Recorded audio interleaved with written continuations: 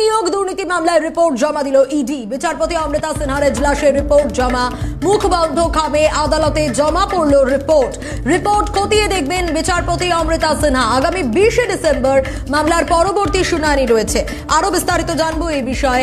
অভিরূপা আমাদের প্রতিনিধি রয়েছেন আমাদের সঙ্গে। অভিরূপা, মুখবন্ধ খামে আদালতে রিপোর্ট জমা পড়েছে ইডির তরফ থেকে, আরো বিস্তারিত জানবো তোমার কাছ থেকে।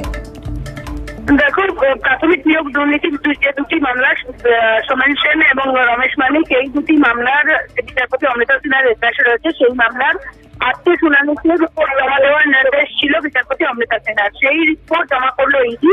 মুখবন্ধ খামে ইডি রিপোর্ট জমা করেছে। মূলত সেদিন বিচারপতি সিনহা, অর্থাৎ গত শুনানিতে বিচারপতি সিনহা কিছু প্রশ্ন করেছিলেন যে মিস্টার বাউন্সের দ্বিতীয় সম্পত্তি হদিশ করা যাচ্ছে, সেগুলো সবটাই 2014 পর থেকে 2014 সময় প্রাথমিক নিয়োগ দুর্নীতি দুটোর মধ্যে লিঙ্ক আপ রয়েছে। তাছাড়াও তদন্তের গতি এই মুহূর্তে কোন জায়গায় দাঁড়িয়ে এবং কাদের কাদের নাম উঠে আসছে, তাদেরকে গ্রেপ্তার করা বা জিজ্ঞাসাবাদ করা কি শুরু করেছে ইডি, এই ধরনের সমস্ত তথ্য জিজ্ঞাসা করে পাঠানো হয়েছিল। তারই উত্তর আজকে মুখবন্ধ খামে জমা দিল ইডি। পাশাপাশি ইডি এটাও জানিয়েছে, যেহেতু হাইকোর্টের সিঙ্গল বেঞ্চে একটি নির্দেশনামা রয়েছে যে তারা প্রকাশ্যে আনতে পারবেন না তদন্তে উঠে আসা অভিযুক্তদের নাম, সেই কারণে তারা প্রকাশ্যে মুখে কিছু বলছেন না, শুধুমাত্র মুখবন্ধ খামের রিপোর্ট জমা দিয়েছেন এবং আদালতের কাছে তারা পুরোটাই গোপন রাখতে চাইছেন, আদালতের কাছে প্রকাশ করতে চাইছেন, সর্বসমক্ষে গোপন রাখতে চাইছেন আদালতের নির্দেশ মতো।